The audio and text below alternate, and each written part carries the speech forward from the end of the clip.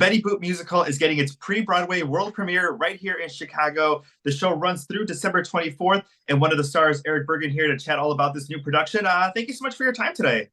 Of course, thank you. Fans know you from Jersey Boys, the film, Waitress on Broadway, Madam Secretary. I mean, it's cool that you're part of so many projects and you get to bring this new production here to Chicago.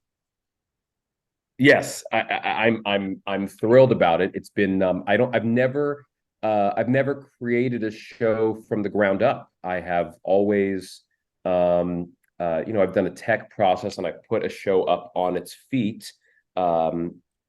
Jersey Boys and Anything Goes and those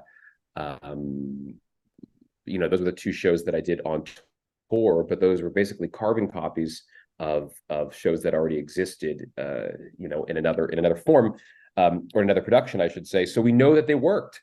But creating a show from the ground up where we are trying out jokes for the first time, we are getting new jokes the next morning, new songs the next morning, all this, it's quite a thrill. It's exhausting. And it's a lot of hard work. It's a lot of listening while talking, but it's quite a thrill. It really is. What kind of nerves are they different as far as like maybe that first night? Because like you said, Jersey Boys, people go there like, we're expecting these moments, we're expecting these songs, Anything Goes is timeless, as well too. But this is the first time that you're putting on, you're saying these lines, you're singing these songs. Is it a different types of nerves like going on stage? The reason why it's different is because you're not nervous about, am I going to screw up? You're just wanting to make sure that you do service to the material, right? The writer has written something with an objective that leads into the song, which has a bigger objective. Like there's such a science to how great musicals work, and you want to land that plane. It goes back to the great sitcoms. They would the way that they filmed sitcoms is they would try it out. If a joke wasn't working with the live studio audience, they would cut and the writers would try another line right there and then. So while it's not as immediate, that the next day, if it didn't get a laugh or it didn't get the response or the timing didn't work out, you've kind of got 3 chances to make it right and prove that it's not you, but it's the material. But it's a group effort science experiment. It's full of joy and it's full of excitement and just a lot of hopefulness. But it's nerve-wracking. It's just not nerve-wracking in the way it's not like, oh, am I going to make a fool of myself out there? Sometimes you just kind of forget that there is an audience. You're just like, wait, where do I go? Where the costume, does that work?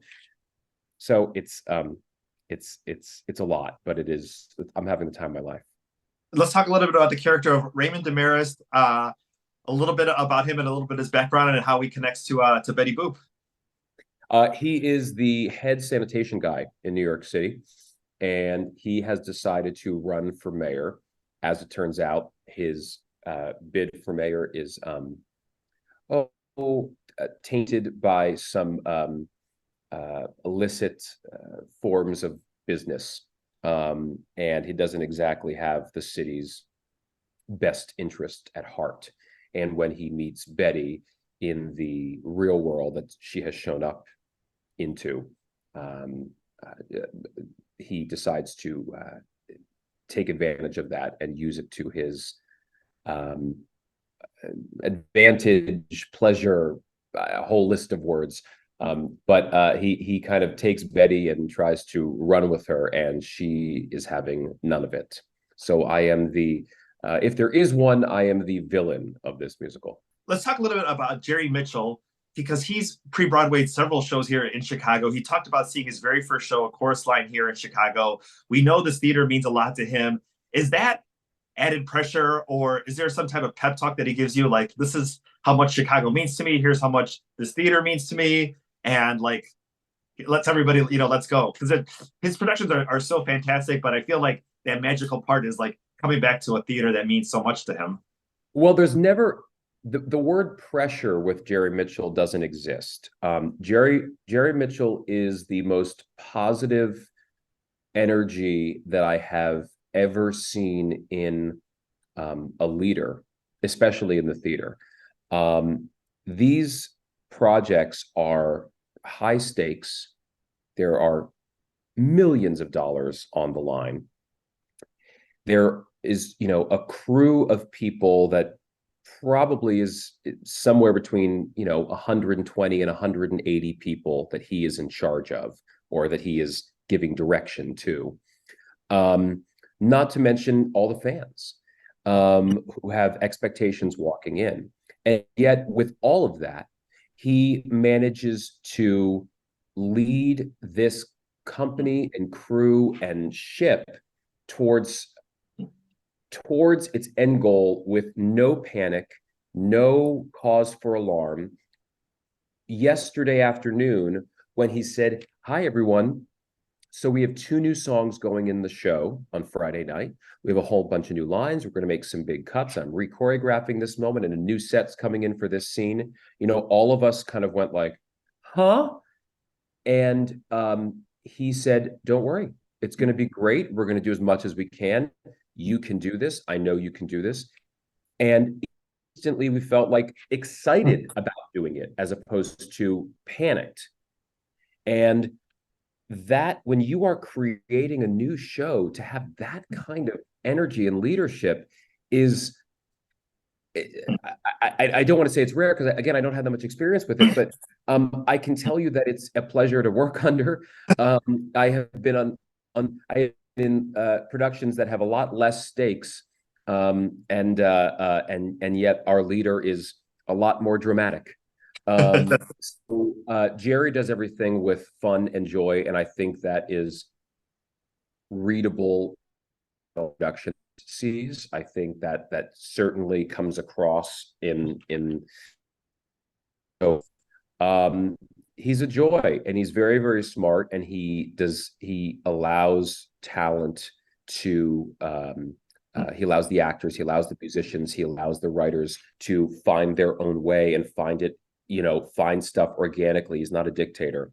I've known Jerry personally for a long time. I've never gotten to work with him. But now that I have, I don't ever want to work without him again. It's really a thrill. And the same goes for David Foster and Susan Birkenhead and Bob Martin, who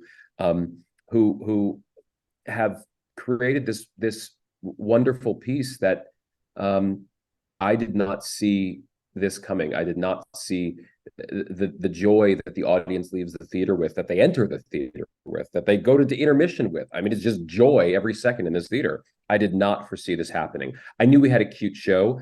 I didn't know that we had this kind of effect on an audience.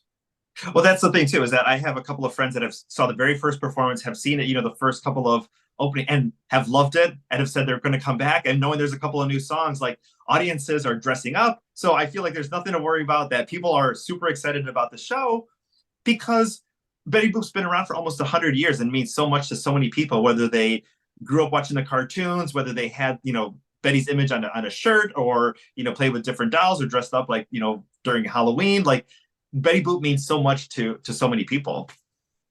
Yes, and we say that in the show, and what we also say in the show is that she's a symbol to to everyone, but she means different things to different people, right? We haven't had a Betty Boop cartoon in a long time, so there's a good chance that the majority of the people coming into the audience at our show are similar to me, where I knew Betty Boop as a graphic that was on merchandise, backpacks, keychains, shirts. I knew her as this kind of, modern art / advertising branding symbol. I didn't know her as an animated character from an animated short or film or a cartoon, anything like that.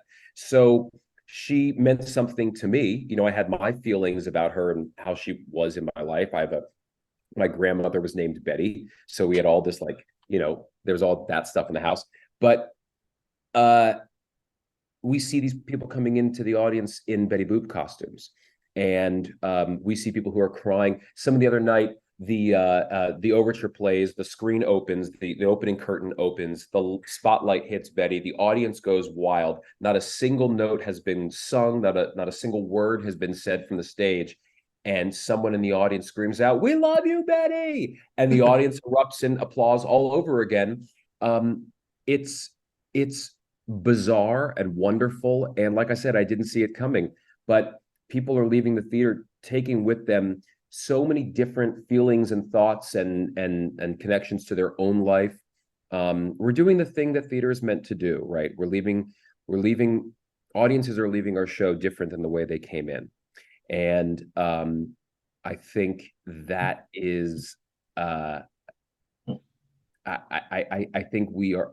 I'm just so proud of what this is. And I did not see this coming. When they asked me to be in a Betty Boop musical, I said, really?